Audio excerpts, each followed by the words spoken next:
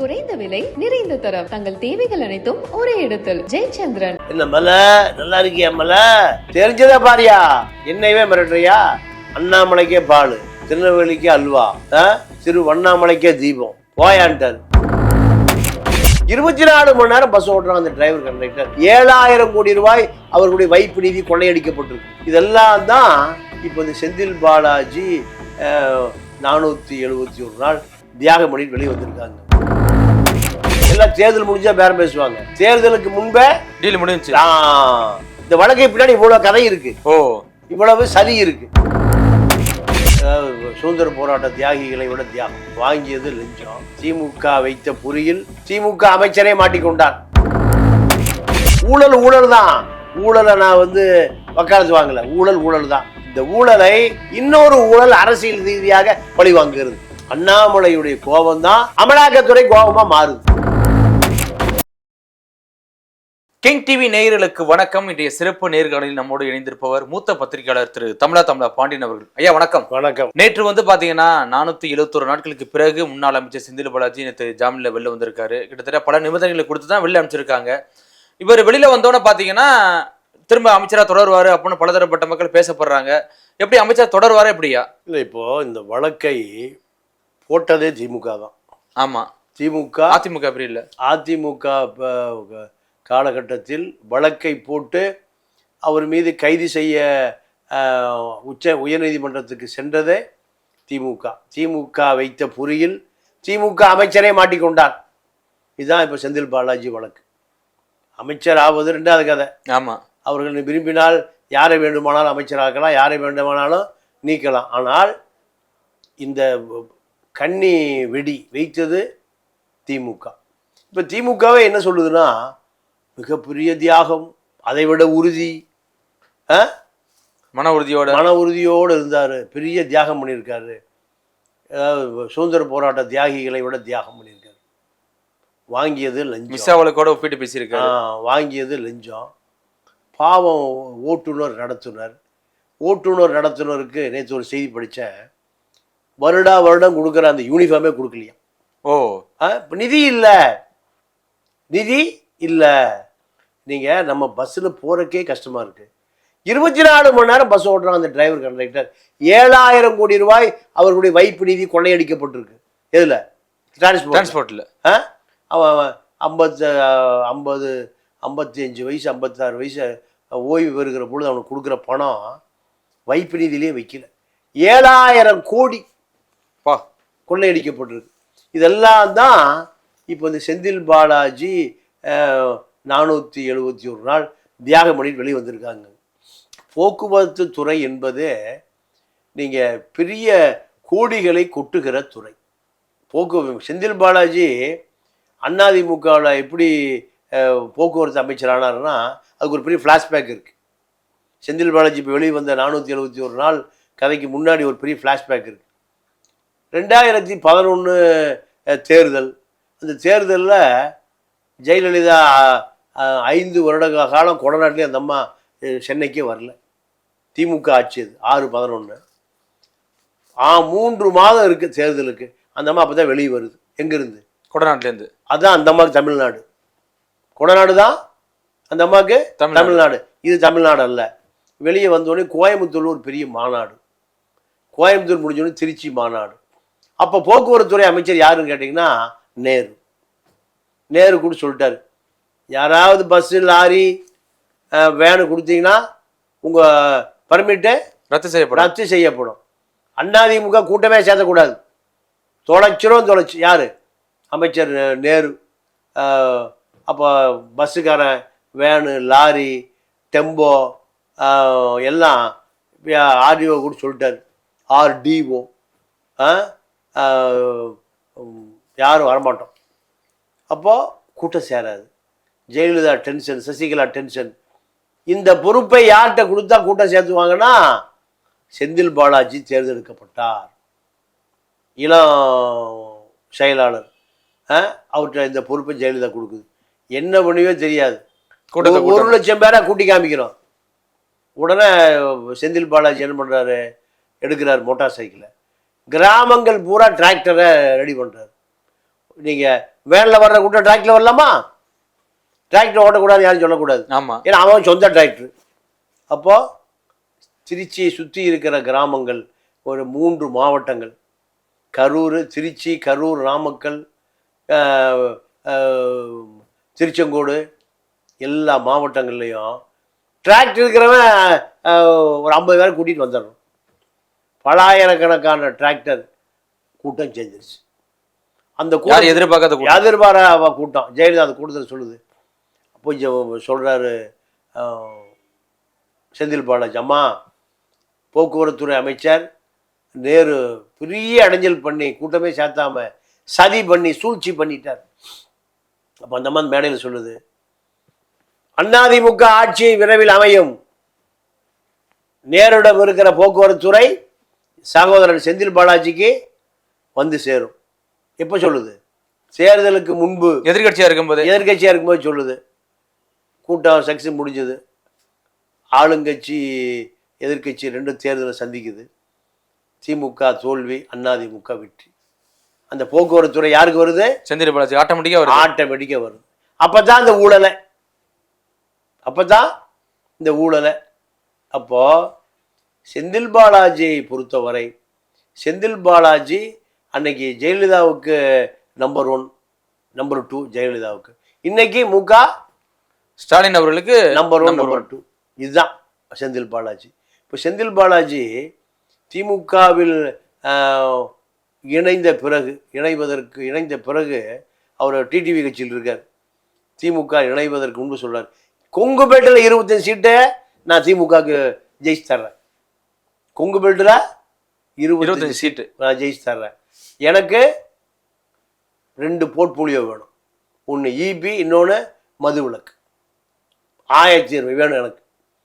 எப்போ? தேர்தலுக்கு முன்பே பேரம் பேசுறாரு. எல்லாம் தேர்தல் முடிஞ்சா பேரம் பேசுவாங்க. தேர்தலுக்கு முன்பே டீல் முடிஞ்சு 25 தொகுதிகளுக்கான ஒட்டுமொத்த செலவையும் செந்தில் பாலாஜி செய்கிறார். செஞ்சு தேர்தலை வெற்றி அடைந்தவுடன் இபி அமைச்சர், மதுவிலக்கு 1000 தீர்வு அமைச்சர். டாஸ்மார்க் பூரா இவர் கண்ட்ரோல் வந்துடுது. அப்போ வந்த பிறகு கொங்கு பெல்ட்டில் 3 பேர் போட்டி. பிஜேபியில் அண்ணாமலை, டிஎம்கேல செந்தில் பாலாஜி, அதிமுகவில் எஸ்பி வேலுமணி. இந்த வழக்கை பின்னாடி இவ்வளோ கதை இருக்கு, இவ்வளவு சதி இருக்கு. அப்போ பிஜேபி என்ன நினைக்குது? செந்தில் பாலாஜியை சிறையில் அடைத்தால்தான் கொங்கு பெல்ட்டுக்குள்ளே அரசியல் பண்ண முடியும். நீங்கள் வேலுமணியும் அண்ணாமலையும் 2 பேரும் நண்பர்கள். அரசியல் பிஜேபி கூட்டணியில் இருந்த காலத்தில் டெல்லியில் எந்த ஈடியும் ஐடியும் வேலுமணி வீட்டுக்கு போகாமல் பார்த்து கொண்டவர் யார்? அண்ணாமலை. அந்த நட்பில் 2 பேரும் ஒன்று சேர்ந்து செந்தில் பாலாஜியை கொங்கு பெல்ட்டில் இல்லாமல் செய்தால்தான் நம்ம அரசியல் பண்ண முடியும். என்ன பண்ணலாம்? பழைய வழக்கை தோண்டி எடு. இன்ஃபோர்ஸ்மெண்ட்டுக்கும் டிரைவர் கண்டக்டர் வேலை வாங்கி கொடுத்ததுக்கு சம்மந்தமே இல்லை. வழக்கு எவ்வளவு? 1,75,00,000. 1,75,00,000 பணத்தை திருப்பி கொடுத்தாச்சு. அமைச்சர் சொல்லிட்டாரு, என் தம்பி வாங்கிட்டான், என் பேரை சொல்லி யாரோ வாங்கிட்டான், எனக்கு அது சம்மந்தம் இல்லை, சரி பாதிக்கப்படும், பணம் திருப்பி கொடுத்தாருன்னு எங்க கோர்ட்ல சமரசம் செய்யப்பட்டது. உடனே அண்ணாமலை கோர்ட்டுக்கு போறாரு. என்ன? ஆளை விட்டு பினாமியை சமரசம் பண்ணி இப்போ பணத்தை செட்டில் பண்ணா ஊழல் நடந்தது உண்மை தானே? ஊழல் நடக்காம எப்படி பணம் கொடுத்தா? அதான் அமைச்சராக இருந்துக்கிட்டு. அப்போ அதற்கு முன்பு சொல்றாரு செந்தில் பாலாஜி, என்னுடைய பேரை சொல்லி அதிமுக தொழிற்சங்க தலைவர்கள் அந்த பணத்தை வாங்கிட்டான். நான் நேரடியாக வாங்கினா, நேரடியாக யாராவது என்கிட்ட கொடுத்தீங்களா? இல்லை. என் பேரை சொல்லி அவர்கள் வசூல் செய்து நான் எப்படி பொறுப்பாக முடியும்? என் மெயில் ஐடியிலேருந்து போஸ்டிங் போட்டாங்க, ஃபேக்கு மெயில் ஐடி, அரசு மெயில் ஐடியிலேருந்து வந்ததா? இல்லை. அப்போ இது எல்லாமே நீதிமன்றத்தால் நிரூபிக்க முடியாமல் நீங்கள் தகுதித்தம் போட்டுருக்கிற நேரத்தில் சமரசம் செய்தது ஒன்று காரணமாக கருதி இந்த வழக்கு மேல்முறையீடு. இது எல்லாம் பின்னணியில் யாரு? ஆமலை, அண்ணாமலை. வடிவேல் கேட்பார்ல, என்ன மலை நல்லா இருக்கியா மலை? அந்த மலை தான்.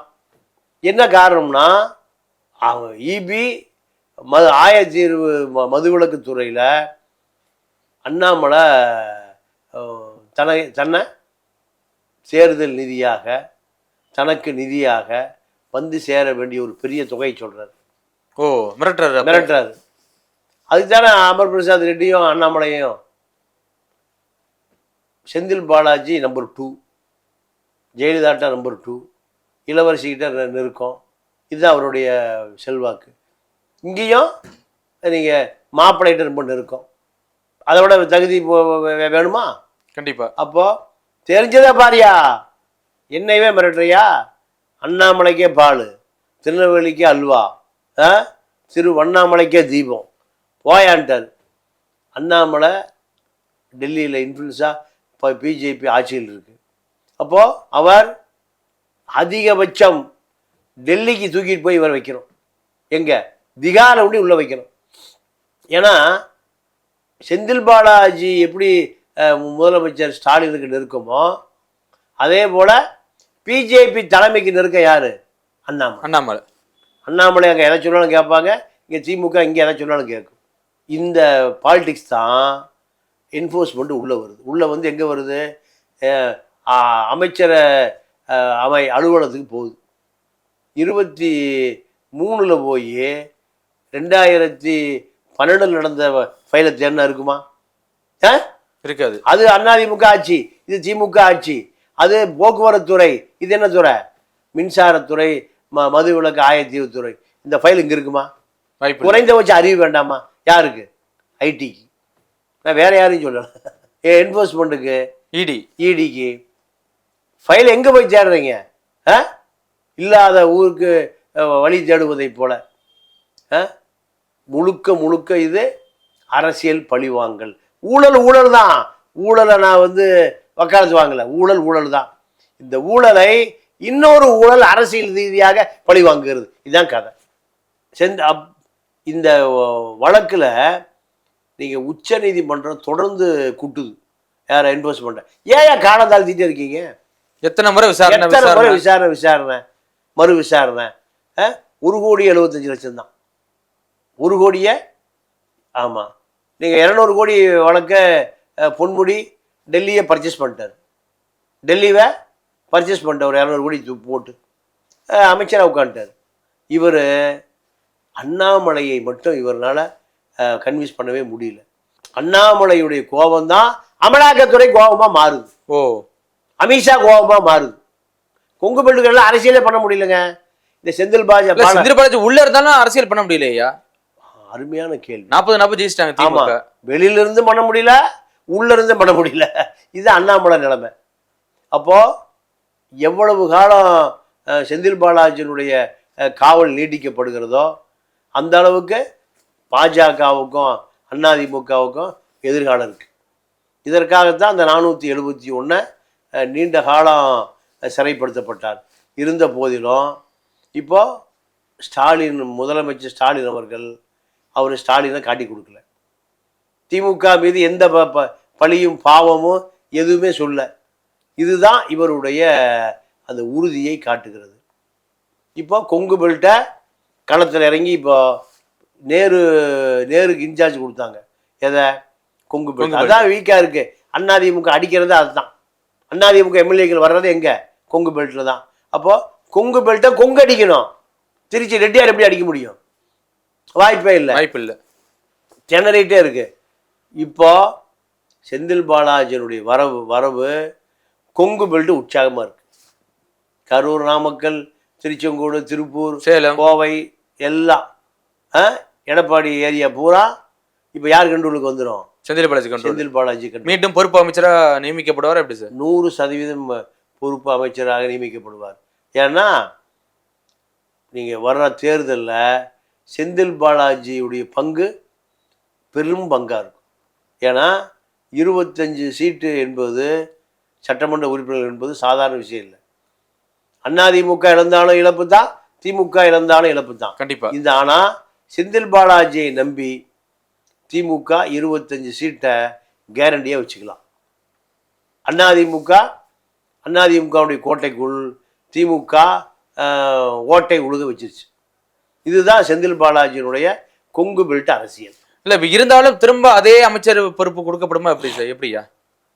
இல்லை, அதாவது மீண்டும் மின்சாரத்துறை மற்றும் மதுவிலக்கு ஆயத்தீர்வைத்துறை திரும்ப வழங்கப்படுமா? ஏன்னா பொறுப்பு தான் வழங்கப்பட்டிருக்கு. இவர் செந்தில் பாலாஜி போனாலும் இப்ப இத்தனை நாளா வந்து யாருக்கும் முழுமையா வழங்கப்படல, பொறுப்பு தான் வைக்கப்பட்டிருக்கு. ஆனா அதே நேரத்துல திரும்ப கொடுக்க வாய்ப்பு இருக்கு அப்படியா? இல்லை, 100% வாய்ப்பு இருக்கு. ஏன்னா செந்தில் பாலாஜிக்கு இந்த துறை இருந்தால் மட்டும்தான் கட்சி நடத்த முடியும். ஓ, ஏன்னா எப்படி சொல்றீங்க? நான் எப்படி சொல்றேன்னா, செந்தில் பாலாஜியுடைய கட்டுப்பாட்டில் 2000 கரூர் கம்பெனிஸ் இருக்காங்க, 2000 பேர் இருக்காங்க. இந்த 2000 பேருக்கும் 2000 டாஸ்மார்க் பார்கள் கொடுக்கப்பட்டிருக்கு. இன்னைக்கு வரைக்கும் அவன் தான் நடத்துறான். ஓ, முத்துசாமி வந்து அதை ஒன்றும் மாற்றவே இல்லை. செந்தில் பாலாஜி உள்ள இருந்தாலும் அதான் செந்தில் பாலாஜியினுடைய கரூர் ஆட்கள் தான் இந்த 2000 பார் நடத்துறான். இந்த 2000 பாரும் இந்த கட்சிக்காரர்களுக்கு சொந்தமானது. ஒரு கட்சிக்காரன், இந்த 2000 பார் ஒரு கட்சிக்காரன் 200 கட்சிக்காரர்களோட தொடர்பில் இருக்கணும். நீங்கள் இப்போ கரூர்லேருந்து மாநாடு, எங்கே சேலம் மாநாடுனா ஒரு அந்த கரூர் கம்பெனி செந்தில் பாலாஜியினுடைய அந்த நபர் 200 பேரை பஸ் வச்சு கூட்டிகிட்டு போனேன் எங்கே மாநாட்டுக்கு.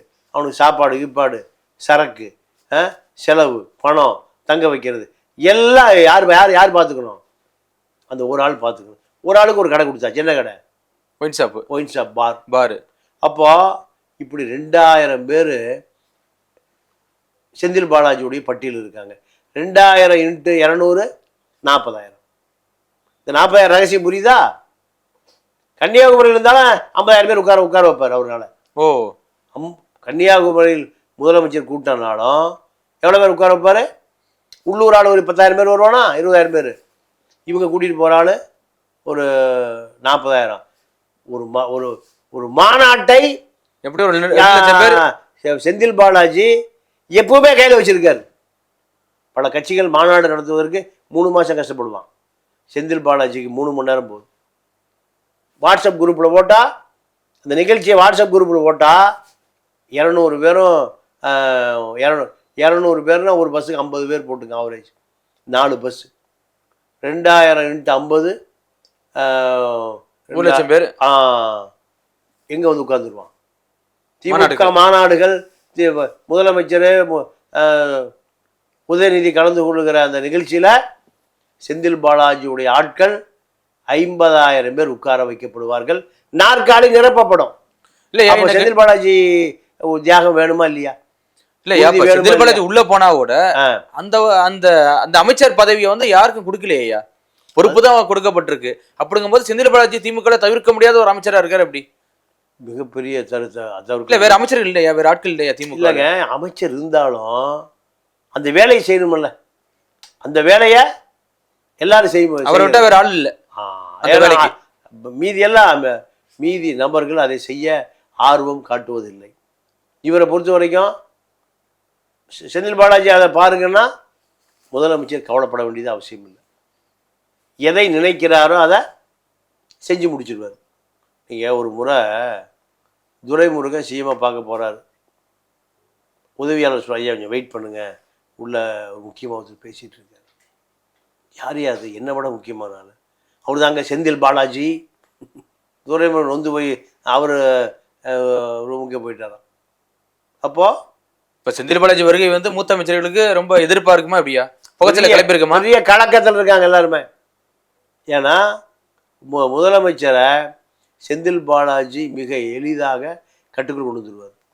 அப்போது மற்ற அமைச்சர்கள் கட்டுக்குள் கொண்டு வர முடியாது. ஏன்னா செந்தில் பாலாஜியை பொறுத்த வரைக்கும் எப்படியாவது முதலமைச்சர் எதை விரும்புகிறாரோ அதை விரைவாக செய்து முடிக்கிற போர்ப்படை தளபதி. நீங்க இருந்தாலும் இப்ப பொன்முடி உள்ள போனாரு, உடனே வெளில எடுத்தாச்சு. ஆனா செந்தில் பாலாஜி 471 உள்ள இருந்தாங்க. எந்த மூத்த அமைச்சர்கள் யாருமே கண்டுக்கலையா? இப்படி மூத்த அமைச்சருக்கு அது வேலை இல்லையே. ஆமா, இது யாருடைய வேலைன்னா முதலமைச்சருடைய வேலை. முதலமைச்சர் என்ஆர் இளங்கோவுடைய வேலை, வில்சனுடைய வேலை. ஆனால் எதிரி வலுவான எதிரி யாரு? பிஜேபி. என்ஃபோர்ஸ்மெண்ட்டு, இன்கம் டேக்ஸ் சட்ட போராட்டம் தான் நடத்தப்பட்டது. மற்றபடி கட்சி ரீதியாக பண்ண முடியல. அது அது அது அது ஆனால் இந்த போராட்டத்திற்கு செந்தில் பாலாஜி உறுதுணையாக இருந்தார். நீங்கள் கட்சி மாறி போகிறேன், பிஜேபிக்கு போகிறேன், இல்லை அதிமுக போகிறேன், பிஜேபி போறேன்னு சொன்னா உடனே ரிலீஸ். இப்போ அதிகாரி நேராக பேசுகிறாங்களே, ஓ என்ஃபோர்ஸ்மெண்ட் அதிகாரிகளையே சிறையில் வந்து நீ உடனே கட்சி மாறிடு, பிஜேபிக்கு போயிடு வழக்கெல்லாம். இதுக்காகத்தான் 471 நாட்கள், 471 நாள் செந்தில் பாலாஜி செய்த தியாகமே திமுகவுக்காக தான். அதுதான் அவர் சொல்கிறார். ஆக மொத்தம் ஒரு கொங்கு பெல்ட்டு ரெடி ஆகிவிட்டது. இப்போ முக்குளத்தூர் பெல்ட்டு, வன்னியர் பெல்ட்டு தயாராக வேண்டியிருக்கு. எஸ்சிபிசி மைனாரிட்டி அரசியல் சொல்லுவாங்க. ஆமாம், அதே போல தான் முக்குளத்தூர், கொங்கு வேளாளர், வன்னியர் அரசியல். இப்போ ஒன்று ரெடி. இந்த 3 மீதி 2 வந்துருச்சுன்னா 150 ready. 150 seat ready 2026. 200 seat target வச்சிருக்காங்க திமுக. ஆமாம், அப்படிங்கும்போது 150 வந்தால் போதும். 150 ஜெயிச்சா 5 ஆண்டுக்கு எந்த கவலையும் இல்லை. செந்தில் பாலாஜி அதில் 1/3 தன்னுடைய ஆளுமையால் வெற்றி பெற வைக்க முடியும் என்று முதலமைச்சர் நம்புகிறார். இதுதான் செந்தில் பாலாஜி. கண்டிப்பா ஐயா, பொறுத்து வந்து பார்ப்போம் என்ன நடக்குதுன்னு. மிக்க நன்றி ஐயா. நன்றி, வணக்கம்.